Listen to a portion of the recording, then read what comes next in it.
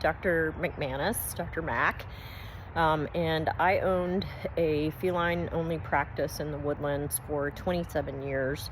I sold at the end of 2021, and now that I'm sort of navigating the corporate world as medical director, I realize how different feline-only practices are from dog-cat practices in the way that they need to be managed. However, the expenses for all veterinary practices are similar in the fact that staff costs are a huge portion of our expenses.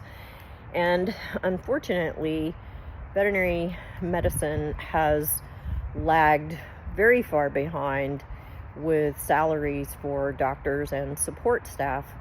So we're starting to make some changes with that, but then the result is the procedures, surgeries, medicine, exams, everything increases in cost to the client.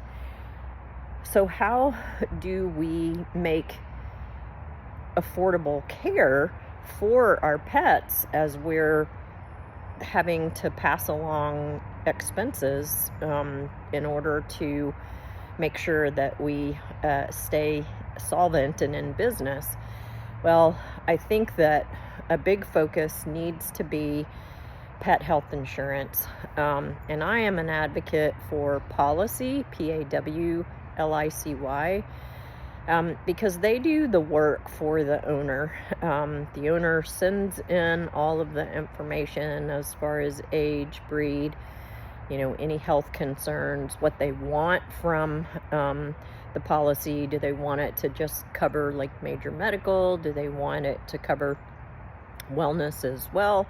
And then Pawlicy goes out, looks at a ton of different policies, and then comes back and presents the owner with several suggestions and the pricing on those. And there's no expense to the owner for that. And so I think that we really need to spend time educating our owners in regards of when they have a new kitten or a new puppy, or that we need to talk to them about the expenses that are involved in owning a pet, that can be involved, especially as they get older, and make sure that we're educating them about the possibility of pet health insurance, so that they don't have to make hard decisions when an emergency arises. So that's my tip for today. Have a perfect day, and we'll chat soon.